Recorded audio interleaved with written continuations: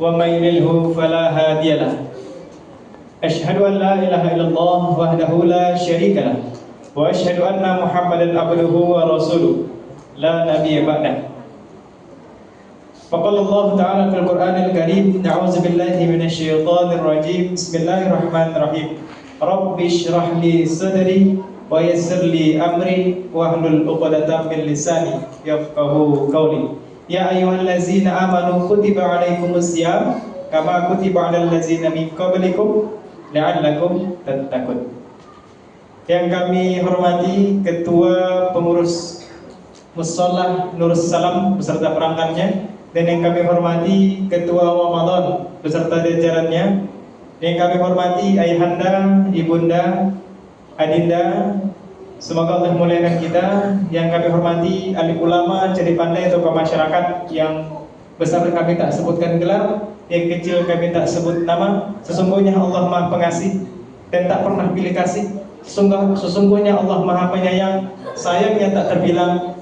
Jikalau kita hari ini memiliki masalah yang besar, katakanlah Allahu Akbar, aku mempunyai Allah yang Maha Besar. Alhamdulillahirrabbilalamin, bersyukur kepada Allah dengan kalimat hamdalah. Alhamdulillahirrabbil alamin. Segala puji bagi Allah, Tuhan semesta alam. Bersalawat kita kepada Rasulullah sallallahu alaihi wasallam, sang revolusi alam, Nabi besar Muhammad sallallahu alaihi wasallam, dengan lafaz Allahumma shalli ala sayyidina Muhammad wa ala ali sayyidina Muhammad. Ini bukan ceramah tarawih, Pak ya, ceramah agama. Kalau tarawih itu salat tarawih ya. Alhamdulillah, judul hari ini kami diamanahkan oleh IKMI, Idarah Kemakmuran Masjid Indonesia, yaitu revitalisasi iman. Revitalisasi iman. Apa revitalisasi iman? Revitalisasi adalah menghidupkan kembali. Menghidupkan kembali dan menyempurnakan strukturnya. Kemudian disandingkan ke iman. Apa yang kita hidupkan? Iman itu artinya percaya. Kemudian iman itu artinya keyakinan. Ketika kita pada masa MDA, Taman Pendidikan Al-Quran, kita diajarkan yang pertama sekali adalah fondasi utama ada 5. Pertama, tentang rukun Islam.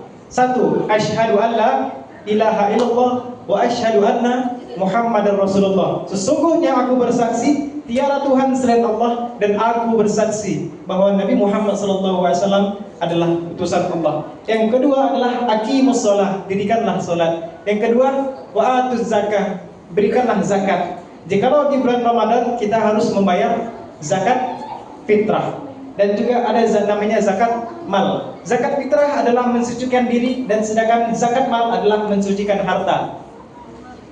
Kemudian yang keempat adalah shaum Ramadan, berpuasa di bulan Ramadan. Banyak puasa-puasa yang lainnya dan diwujudkan hanya puasa Ramadan. Yang kelima adalah naik haji bagi yang mampu. Banyak orang yang mampu tapi tak Allah pilih dia. Banyak yang mampu tapi tak Allah ingin dia berangkat ke Baitullah. Kenapa? Karena belum diberikan hidayah. Nah, kita akan kaitkan di revitalisasi iman. Kemudian rukun iman ada berapa? Ada 6. Yang pertama iman kepada Allah, kedua iman kepada malaikat, yang ketiga iman kepada kitab, yang keempat iman kepada Rasul, yang kelima iman kepada hari kiamat, yang keenam iman kepada qadar dan qadar. Ini hal yang biasa, fondasi yang biasa dan sebagai fondasi yang utama. Nah, yang kita ajarkan di sini, yang kita sampaikan di sini adalah revitalisasi iman. Bagaimana cara menghidupkan kembali iman? Bukankah iman kita pernah naik?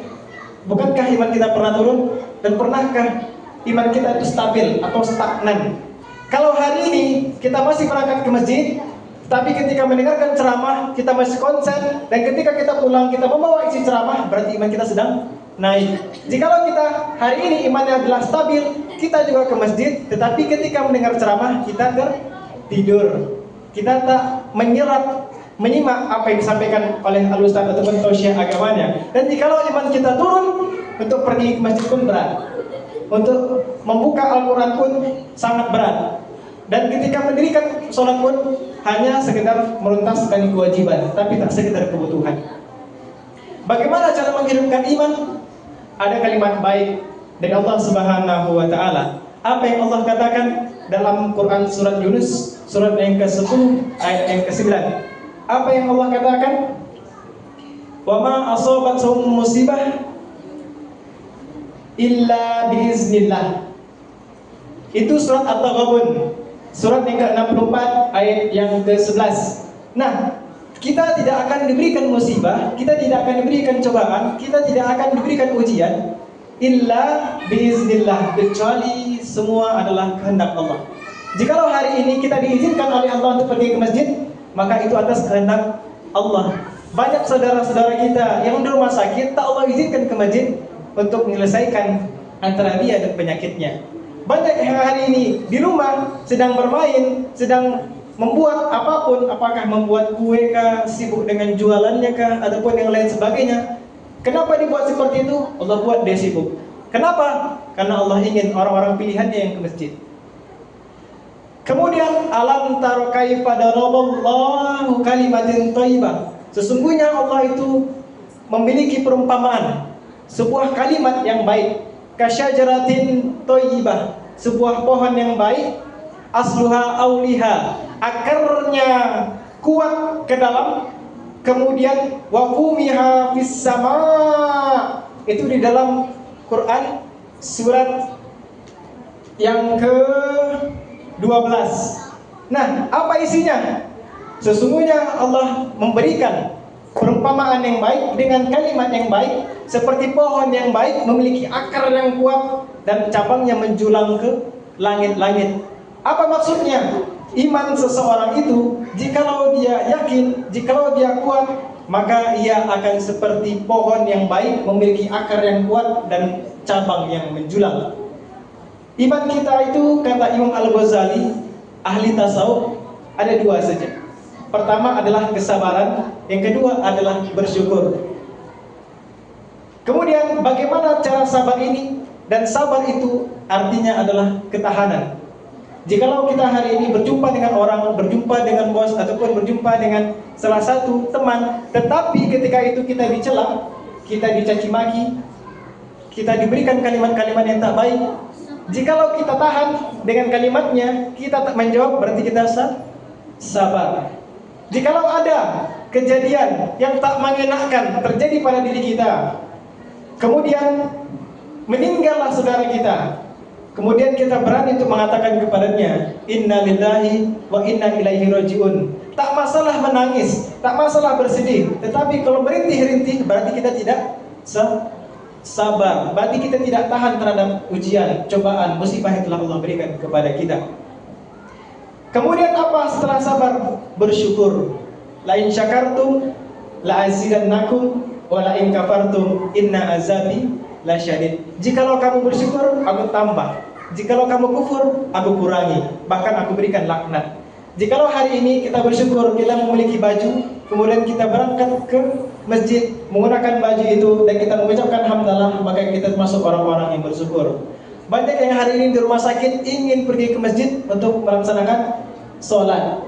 Banyak yang hari ini pergi jualan, tetapi jualannya banyak langganan dan hendak, dan di dalam pikirannya dan dalam hatinya ingin ke masjid, tetapi Allah tak izinkan ke masjid. Berarti Allah belum, tetapi dia bersyukur, tapi dia belum menjadi pilihan-pilihan Allah. Maka hari ini jikalau kita telah dipilih untuk pergi ke masjid, untuk menunaikan ibadah tarawih berjamaah, dan itu tentu mengambil witir, maka sesungguhnya kita adalah orang-orang yang telah diberikan pilihan Allah, dan hendaklah kita bersyukur kepada Allah Subhanahu wa ta'ala. Revitalisasi iman. Bagaimana cara menghidupkan iman? Iman itu ialah mengucapkan dengan lisan, melakukan dengan perbuatan, diikrarkan dengan hati. Mahwal iman diucapkan oleh lisan, diamalkan oleh perbuatan, dan diikrarkan oleh hati. Orang-orang dahulu dikatakan, orang jahiliyah mengatakan kepada Rasulullah SAW, sesungguhnya aku beriman. Kemudian Rasulullah mengatakan, apa yang menunjukkan kalau engkau beriman? Lantas mereka tak bisa menjawabnya. Orang-orang yang beriman adalah meyakini bahwa Allah itu ada. Inna fi khalqis samawati wal ard wa ikhtilafil laili wan nahari la ayatin liulil albab. Coba kita jawab sendiri masing-masing, Pak. Bagaimana cara Allah menciptakan bumi? Atau bagaimana cara Allah menciptakan langit? Dan bagaimana cara Allah menciptakan janin yang di dalam rahim? Dan bagaimana cara Allah menciptakan alam semesta ini? Ada planet-planet, ada langit dari 1 sampai ke 7. Apakah itu mudah bagi manusia? Tidak. Bahkan di ilmu tasawuf dikatakan, jikalau ingin berdebat dengan orang Yahudi dan orang Nasrani terkait keislaman tentang akidah, maka yang kita contohkan adalah nyamuk. Kenapa nyamuk? Nyamuk itu memiliki nyawa, dan nyamuk itu memiliki rahim, dan nyamuk itu memiliki pembuluh darah. Sekecil apa nyamuk dan sekecil apa pula pembuluh darahnya. Sekecil apa nyamuk, sekecil apapun pula jantungnya. Jikalau kita terkena nyamuk, maka yang dihasilkan adalah bengkak. Bagaimana nyamuk sekecil ini bisa membuat bengkak lebih besar, bahkan 10 kali lipat ukuran badannya. Lantas diberikanlah suatu tantangan kepada orang jahiliyah ini. Bagaimana cara engkau menciptakan manusia, tetapi manusia itu bisa berkenak dirinya sendiri. Lantas mereka terdiam. Iman adalah suatu keyakinan. Dan iman itu dikatakan oleh Ustaz Adi Hidayat, iman itu adalah wujud dari sholat yang kita dirikan. Kalau hari ini kita hanya mengatakan takbir saja, kemudian di akhir salam saja, tapi tak ada iman dalam kita, di diri kita, maka kita hanya melaksanakan ibadah rutinitas saja. Tak bertambah iman kita. Jikalau kita mulai membaca buku-buku tentang sholat, lalu kita dikatakan Allahu Akbar. Apa artinya? Allah Maha Besar. Jikalau kita tanamkan di pada diri kita, sesungguhnya aku tak besar, aku taklah orang yang egois, aku tak memiliki kedudukan yang tinggi, ini hanya titipan saja. Jikalau aku mengatakan aku punya masalah ya Allah, kemudian ketika kita sholat kita pasrahkan kepada diri sama Allah, Allahu Akbar, ya Allah, aku memiliki masalah yang besar, maka dari itu aku mempunyai Engkau yang maha besar ya Allah, maka hilangkanlah masalah ini. Hilangkan segala dunia yang ada dalam diri kita ketika kita menghadap Allah Subhanahu wa Ta'ala. Dan ketika kita pergi ke masjid, pergi ke mushola, maka gunakanlah pakaian-pakaian yang sejuk dipandang dan indah ketika dilihat. Maka kita gunakanlah baju-baju koko, pakai peci, kemudian pakai sarung dan lain sebagainya. Menurut kita itu adalah pakaian terbaik kita untuk menghadap Allah Subhanahu wa Ta'ala. Jikalau kita menghadap bos, kita menghadap orang yang lebih tua dan bahkan pemimpin di daerah itu, apa yang kita lakukan dengan tampilan kita? Pasti dengan pernak-pernik yang luar biasa, bahkan menggunakan parfum, menggunakan yang lainnya. Maka dari itu, untuk revitalisasi iman ini, bagaimana cara menghidupkan iman? Ayo kita pelajari lagi, minimal ibadah sholat kita tingkatkan. Jikalau hari ini sama dengan hari sebelumnya, sesungguhnya kita adalah orang yang celaka. Tetapi jikalau hari ini lebih baik daripada hari sebelumnya, dan kita akan berusaha untuk lebih baik untuk selanjutnya, sesungguhnya kita adalah orang-orang yang beruntung. Man jadda wajada, siapa yang bersungguh-sungguh, maka kita termasuk orang-orang yang beruntung. Maka kesimpulannya untuk hari ini yaitu revitalisasi iman adalah menghidupkan iman itu sendiri. Jikalau kita punya anak, kita punya saudara, kita punya keluarga, maka minimal kita ajak mereka untuk beribadah.